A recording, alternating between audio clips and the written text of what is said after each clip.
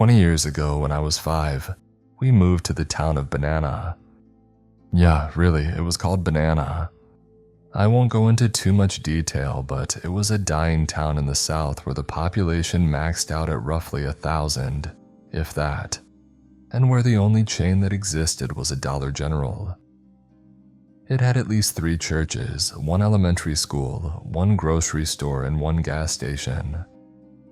Most everything else was either little mom-and-pop businesses or houses that slowly disappeared behind the curtains of forest the deeper you went. For the entirety of my life there, it was a boring and at times miserable experience. We moved to Banana to be closer to my maternal grandmother, since she had health issues and my mom wanted to make sure to help care for her as needed. Our house was nestled in the woods just outside of town. Woods so dense that if you walked a few steps past our driveway, you'd have a hard time seeing our house through the thickets. The house itself was moderately sized, big enough for me to have my own room and for us to have a spare to use as a guest room. My bedroom and the guest room were connected by a small bathroom, something that will be important later. The first few days there were exciting to my young over-imaginative brain. I'd spend hours combing our house and yard searching for what hidden treasures this new land would hold for me. But I'd be disappointed by just how little there was to see beyond the rare sighting of a wild animal or discoveries of forgotten balls and trinkets. Once I started elementary school, I also found that there was barely anything to do outside of school as well. I had friends for sure, but play dates weren't something that could happen every day, and neighboring houses were separated by dense forest and hidden away, making it hard for me to meet any of the neighbors' kids to hang out with. I guess my parents felt bad for the sudden change of lifestyle we once had living in the city, and decided the best solution to help cure my growing loneliness was to get a dog. I came home one day to be surprised by the excited kisses of a puppy when I opened our front door. He was about 10 weeks old and a mix of blue tick coonhound and Labrador retriever, which left his coat looking like an odd Jackson Pollock of browns, blacks, and whites. His name was Champ, and he instantly became my best friend. Like my shadow, he would follow me everywhere and we'd spend hours playing in the yard. I convinced my parents to let him sit at the table with us while we ate, making sure he had his own chair at the table, and at night he'd always sleep in my room curled up next to me like a living pillow. He even saved me once from a cottonmouth that had found itself in our yard. He caught it in his teeth and thrashed it around until it turned limp after he saw it slithering towards me. I loved that dog so damn much, and when he went missing, it was one of the most devastating moments of my childhood. I was 7 at the time. I had been at school that day, and after the bus dropped me off, was looking forward to another afternoon playing with my dog. Instead of the usual excited licking or barking from Champ greeting me at our door, I found my mom and dad waiting for me seated in our living room. Instantly, I knew something had happened to him, and for the rest of the week my eyes were bruised and swollen from crying. We put posters up everywhere we could think, on telephone poles, on Facebook, and gas stations, and some mom and pop places even let us put them up inside their stores. We were hoping someone had seen Champ somewhere, and I prayed my heart out every night that I'd wake up to his wet nose against my cheek, whining for me to get up like he always did. But time went on and there was no sign of him to be seen. Eventually, I moved past it. My parents offered to get us a new dog, but I didn't want one. It felt wrong and disrespectful to him, and I knew I wouldn't love another dog as much as I loved Champ. And for 4 years, we lived without him. Me, 11 at the time, spending most of my free time either alone playing in our yard or spent with friends whenever I could see them. And then one night he came back.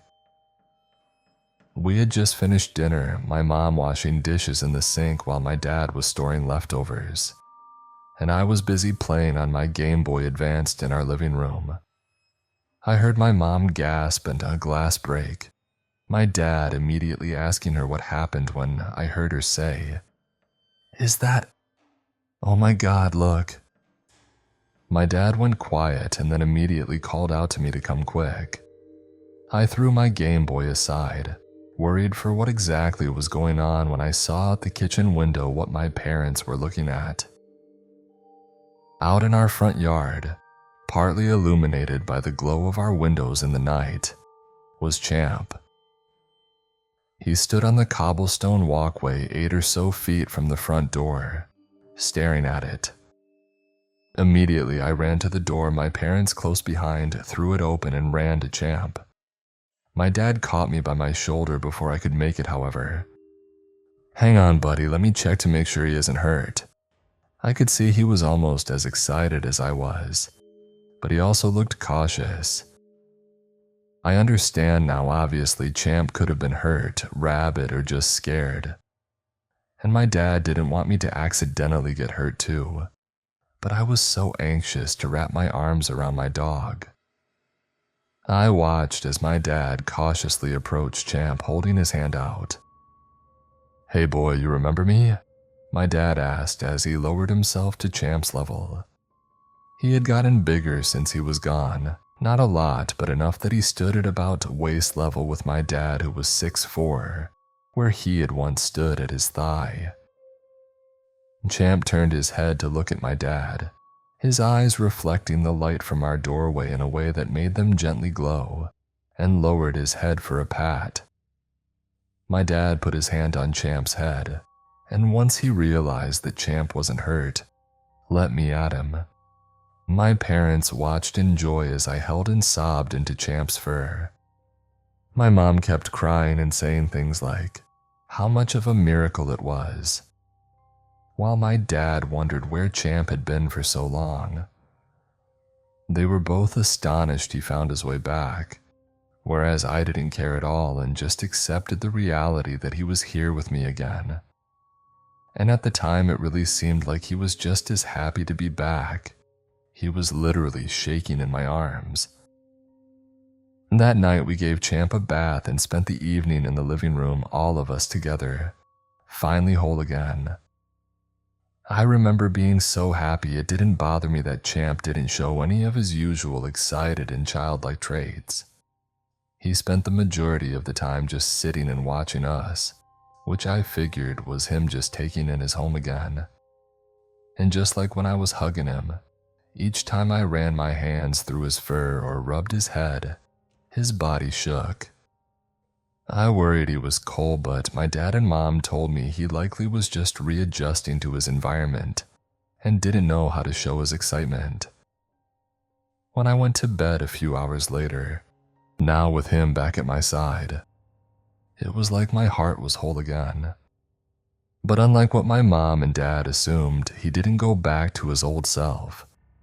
He regained some of his old traits, like following me around constantly and sitting at the table when we ate. But he wouldn't wag his tail as much as he used to or even bark really. He would lick every now and then, but they were slower and dragged on the skin, not the quick excited kisses he used to give. He'd constantly watch us, his eyes shifting to whoever was talking at the time, like he was following the conversation. And he still shook when you touched him, or when he would lay next to me at night. I wrote the shaking off as excitement of some kind, and I still think it was, but not in a good way.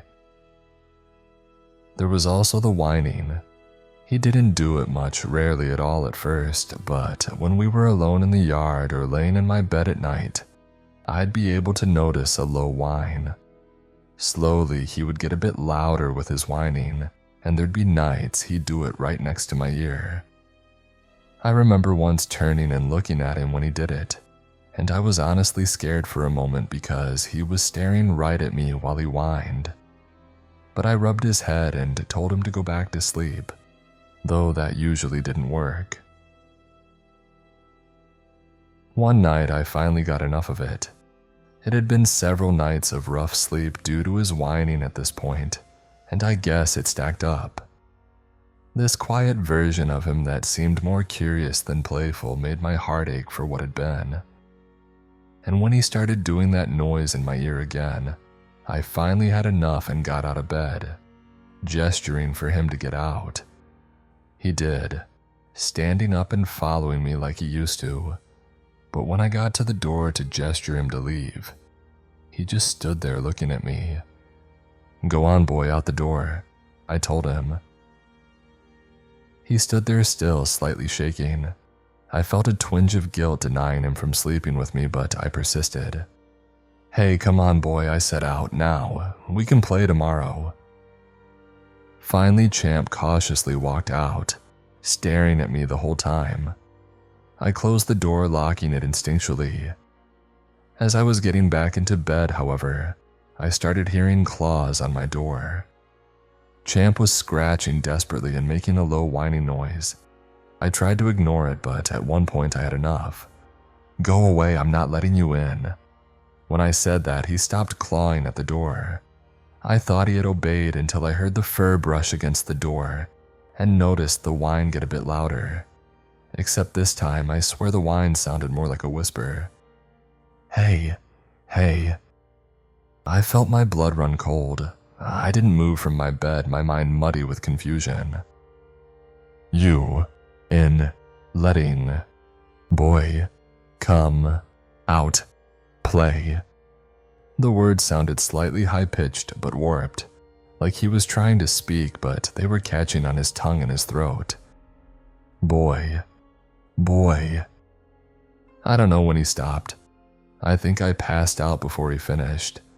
But I remember waking up to my mom knocking on my door and asking me why I locked Champ out.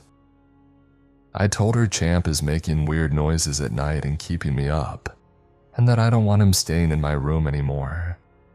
She looked slightly hurt, not at me, but I think more because she remembered when I had loved Champ so deeply and was sad that I was moving on from him.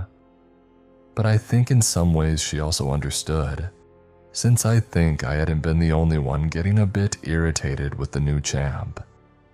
There were plenty of times my mom shooed him away after she got tired of him watching her while she cleaned the dishes, or had scolded him when he had opened pantry doors or drawers in the kitchen. Dad was pissed when he saw the scratch marks Champ had left on my door. He had stripped paint away from how long he had scratched. My dad wrote it off that he was probably anxious about not being near me since he had been gone so long, but at this point I wasn't so sure. I tried to explain to them that he had spoken and even show them, but he never did it around them, so of course they didn't believe me. I had started to fear Champ a bit. A bit of time passed after that night, and slowly I stopped acknowledging him when I would come home from school. His licks made my skin crawl, and even when he'd lay next to me, I could feel his eyes on me. I started to spend most of my time in my room, and he'd sit and wait at my door. I also started locking him out of my room every night, and he would still whine but never really speak. There were times he would wait in my room to try to sleep with me, but I would instead sleep in the guest room if that happened. And when I did, he'd just scratch on the guest door instead. Every now and then would I hear him whisper, and he'd say things like, "Hey, boy, me want you come out. Me want you go outside." Or stuff like, "Hey, boy, come here. Me want you look outside. Play. We play outside." I told my parents less than a month after he first whispered words to me, and just about 4 months after he had been back, that I don't know if I can handle Champ anymore. I asked them if we could take him somewhere else. And normally I think most parents wouldn't be so willing to agree. but my parents had also grown annoyed of Champ's habits in their own ways. It was decided that the next day my dad would take him to the nearest shelter. That night, I tried to hang out with Champ a bit. I did feel horrible that we were going to get rid of him, but I think it was more because I'd come to realize my dog was never going to come back. He had been lost since he first disappeared 2 years ago. I walked in my room, closed the door on Champ as he started moving to try to come in, and got ready for bed. By this point, I would always make sure I locked my door, since he sometimes would accidentally or perhaps purposely jiggle the handle while he clawed, and I didn't want to risk him coming in. I waited for the usual clawing to start, but it never did. And as I sat waiting for the worst, I eventually went to sleep. Click, click. I don't know what time it was, but I know it was past midnight when I heard claws at the door handle. I scoffed, turning over to ignore them when I realized the clawing wasn't coming at my bedroom door. Click, click.